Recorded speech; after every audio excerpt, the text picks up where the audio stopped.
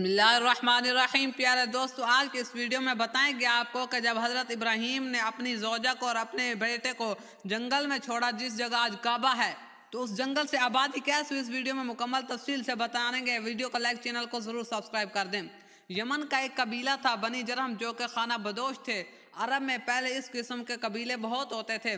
خانہ بدوش، ان کے پاس گھوڑے، اونٹ، بکریاں ہوتی تھی۔ جہاں چارہ اور پانی دیکھتے تھے، جس جگہ بھی وہاں پر ٹھہر جاتے تھے اور کچھ عرصے کے بعد پھر کہیں دوسری جگہ چلے جاتے۔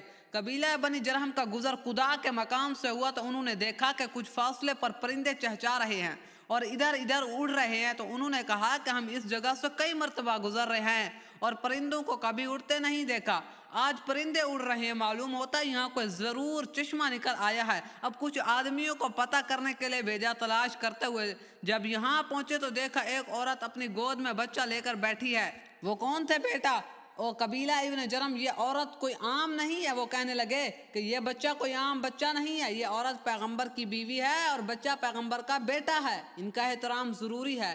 سیدنا ابراہیم علیہ السلام کی قربانی کا عظیم الشان واقعہ جو دیکھا کہ چشمے پر ایک عورت گود میں بچہ لے کر بیٹھی ہے، تو انہوں نے چشمے کا پانی پیا تو محسوس ہوا کہ جس میں ایسے قوت آ گئی جیسے کوئی ٹانک پی لیا ہو۔ تو انہوں نے واپس جا کر اپنے قبیلے کو خبر دی، تو سب آپس میں مشورہ کیا کہ جنگل میں پانی مل جائے تو بڑی غنیمت ہے، چلو وہیں جا کر ٹھہرتے ہیں۔ اب حضرت ہاجرہ کے پاس آئے اور یہاں پر رہنے کی اجازت مانگی، تو حضرت ہاجرہ نے اس شرط پر اجازت دی کہ تم یہاں پر رہ سکتے ہو، آب زمزم بھی پی سکتے ہو، لیکن آب زمزم پر حق ہمارا ہوگا۔ اور قبیلہ بنی جرہم نے وہاں رہائش اختیار کر لی اور اپنے دوسرے رشتہ داروں کو بھی بلا لیا۔ اب یہاں پر پتھر اور گارے سے مکان بنا لیا۔ اب دیکھیں آبادی کس طرح ہو رہی ہے اس جگہ۔ یہاں پر پتھر اور گارے کے مکان بنا لیے، کھجوروں کے پتوں کی چھتیں ڈال دیں اور ایک مکان حضرت ہاجرہ کو بھی بنا کر دے دیا۔ اچھی خاصی بستی بن گئی اور پھر مکہ معظمہ کی ابتدا ہو گئی۔ اور حضرت ابراہیم علیہ السلام جب ملنے آئے تو کچھ عرصہ کے بعد حضرت اسماعیل سمجھدار ہو گئے۔ آپ نے بنی جرہم سے عربی زبان بھی سیکھ لی، نہایت ذہین، قابل اور ہونہار جوان ہوئے۔ قبیلہ جرہم کا سردار کی بیٹی سے آپ کا نکاح ہو گیا۔ یہ واقعہ بھی بڑا عظیم الشان ہے کہ اب دیکھیں کہ کیسے ان کی بیٹی سے نکاح ہوا۔ تو حضرت ابراہیم خلیل اللہ شام سے ملنے کے لیے تشریف لائے اپنے بیٹے کو، تو اس وقت حضرت اسماعیل گھر پر نہیں تھے، شکار کے لیے کہیں گئے ہوئے تھے۔ تو حضرت ابراہیم علیہ السلام نے اسماعیل علیہ السلام کی بیوی سے گھر کے حالات پوچھے اور بیوی نے شکوہ شکایت کیا، کہا کہ تنگ دستی ہے، ہم غریب ہیں، گزارا بڑا مشکل سے ہو رہا ہے۔ تو حضرت ابراہیم کی مہمان نوازی بھی نہ کی۔ واپس جاتے ہوئے حضرت ابراہیم نے فرمایا کہ اپنے شوہر سے ہمارا سلام بھی کہنا اور انہیں یہ بھی کہہ دینا کہ اس گھر کی چوکھٹ بدل دو، یہ چوکھٹ اس گھر کے شایان شان نہیں ہے۔ شام کے وقت جب حضرت اسماعیل واپس گھر تشریف لائے تو مکہ کے گلی کوچوں میں نبوت کے برکات و انوار دیکھنے، بھینی بھینی خوشبو محسوس کی، سمجھ گئے کہ آج میرے والد آئے ہیں، تشریف لے آئے ہیں۔ تو اپنی بیوی سے پوچھا کہ آج کوئی گھر میں آیا تھا مہمان وغیرہ؟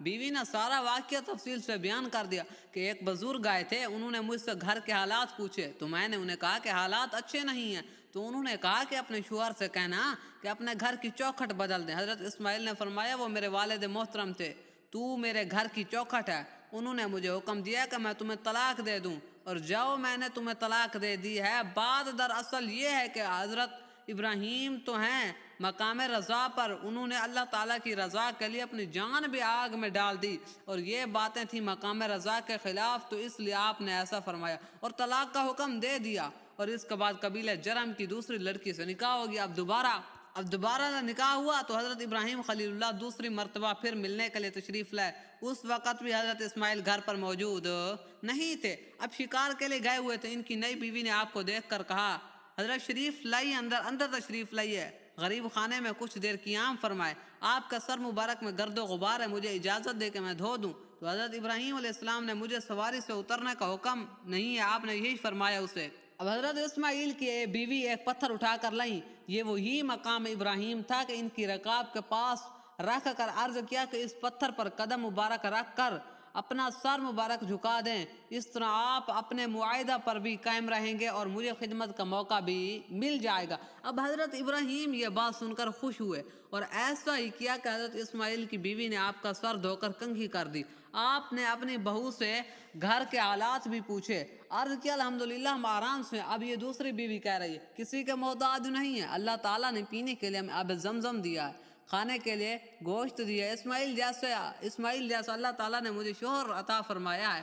اور حضرت ابراہیم نے ان کے لیے دعا فرمائی کہ اللہ تعالیٰ تمہارے پانی اور گوشت میں برکت دے۔ واپس جاتے ہوئے ارشاد فرمایا کہ جب تمہارے شوہر گھر آئیں تو انہیں سلام بھی کہنا اور یہ بھی کہنا کہ تمہارے دروازے کی چوکھٹ بہت اچھی ہے، اس کی حفاظت کرنا۔ اب شام کو حضرت اسماعیل علیہ السلام تشریف لے آئے تو انہوں نے بھی وہی انوار و برکات دیکھے۔ بیوی سے پوچھا کیا کوئی بزرگ تشریف لائے تھے؟ انہوں نے کہا ہاں، سارا واقعہ بھی بیان ہی کر دیا۔ آپ نے فرمایا کہ میرے والد محترم تھے، تمہارے متعلق حکم دے گئے ہیں کہ تمہاری حفاظت کرو اور تمہیں طلاق نہ دوں اور تمہارے ساتھ اچھا برتاؤ کروں۔ تیسری مرتبہ پھر حضرت ابراہیم جب ملنے تشریف لائے تو حضرت اسماعیل کو دیکھا کہ زمزم کے قریب درخت کے نیچے بیٹھ کر تیروں کو درست کر رہے ہیں آپ۔ سبحان اللہ۔ باپ بیٹے نے ایک دوسرے کو پہچانا۔ حضرت اسماعیل اٹھے، باپ نے بیٹے کو گلے لگایا، پیشانی پر بوسے دیے اور اس قدر روئے کہ پرندے بھی ہوا میں رونے لگ گئے۔ کچھ روز یہاں قیام فرمایا۔ ایک دن فرمایا کہ اللہ تعالیٰ نے مجھے حکم دیا ہے کہ میں اس جگہ خانہ کعبہ کی تعمیر کروں۔ جب خانہ کعبہ کی تعمیر مکمل ہو گئی تو پھر 8 ذی الحجہ کو آپ کو خواب میں حکم ملا کہ فرزند کو ذبح کرو۔ حضرت ابراہیم خلیل اللہ کا خواب یہ کہ ایک دن حضرت ابراہیم خلیل اللہ آرام فرماتا ہے تو خواب میں حکم الہی ہوتا ہے کہ فلما بالغ معه السعی قال یا بنی انی ارى فی المنام انی اذبحک فانظر ماذا ترى قال یا ابت افعل ما تؤمر ستجدنی ان شاء اللہ من الصابرین۔ پھر جب وہ اس کے ساتھ کام کے قابل ہو گیا کہا ہے میرے بیٹے میں نے خواب دیکھا کہ میں تجھے ذبح کرتا ہوں، اب تو دیکھ تیری کیا رائے ہے؟ کہا ہے میرے باپ کیجئے جس بات کا آپ کو حکم ہوتا ہے، خدا تعالیٰ نے چاہا تو قریب ہے کہ آپ مجھے صابر پائیں گے۔ جیسے حضرت ابراہیم نے دعا مانگی تھی ویسا اللہ تعالیٰ نے فرما بردار بیٹا بھی عطا فرمایا۔ ایک رات ابراہیم علیہ السلام نے خواب میں دیکھا کہ آپ اپنے بیٹے کو ذبح کر رہے ہیں۔ انبیاء کرام کا خواب بمنزلہ وحی الہی ہوتا ہے، اس لیے آپ سمجھ گئے کہ میرا خدا مجھے اپنا فرزند ذبح کرنے کا حکم دیتا ہے۔ فوراً اپنے لخت جگر نور نظر کو فرمان خداوندی پر قربان کرنے کے لیے تیار ہو گئے۔ اور آپ جانتے تھے کہ اگر بیٹے کی قربانی دے کر بھی اللہ تعالیٰ کی رضا حاصل ہو جائے تو یہ بڑا ہی سستا سودا ہے، تو پھر اللہ تعالیٰ کی رضا بھی حاصل کی۔ دوستوں امید ہے آپ کو یہ ویڈیو پسند آئی ہوگی۔ یہ ایک پارٹ ہے، دوسرا پارٹ انشاءاللہ میں اگلی ویڈیو میں اپلوڈ کروں گا۔ ویڈیو کو لائک، چینل کو ضرور سبسکرائب کر دیں۔ جزاک اللہ، اللہ حافظ۔